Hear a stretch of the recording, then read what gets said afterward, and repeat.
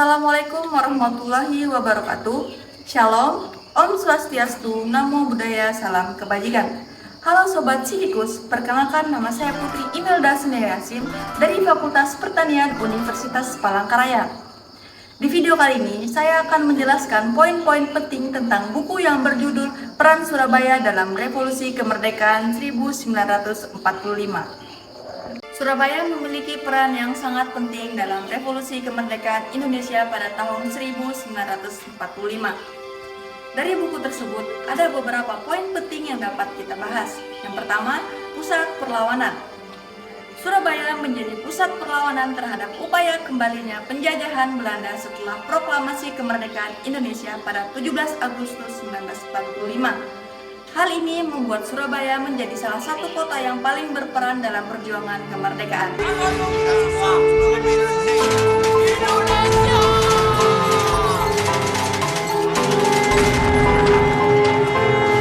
Poin yang kedua yaitu pertempuran 10 November 1945. Pertempuran di Surabaya dimulai pada tanggal 10 November 1945 ketika pasukan Belanda mencoba merebut kembali kota ini. Ini menjadi awal dari pertempuran sengit antara tentara Indonesia dan tentara Belanda yang dikenal sebagai Pertempuran Surabaya.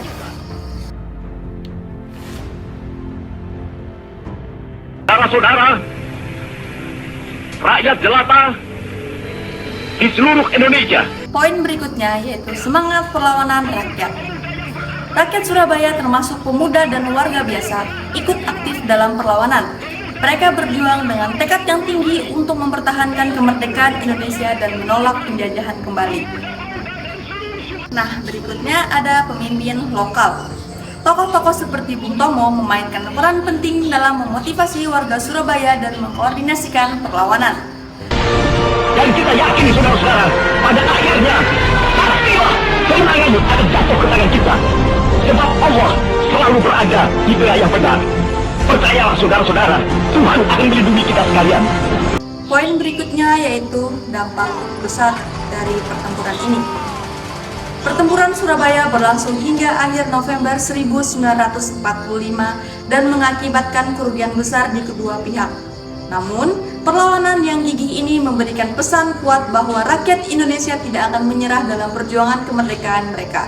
Latar belakang sejarah. Buku ini mungkin akan memberikan latar belakang sejarah tentang situasi politik dan sosial Indonesia sebelum dan sesudah proklamasi kemerdekaan tahun 1945. Peran Surabaya dalam revolusi kemerdekaan 1945 mencerminkan semangat perjuangan rakyat Indonesia dan peran penting kota ini dalam upaya mencapai kemerdekaan nasional. 30 Oktober 1945, Komandan Brigade Infanteri 49 Inggris, Brigade Jenderal Aubertin Walter Shotton Malaby, tewas di Jembatan Merah, Surabaya. Inggris Apa yang telah kita rebut dari tangannya tentara Jepang. Mereka telah minta supaya kita datang pada mereka itu dengan mengangkat tangan.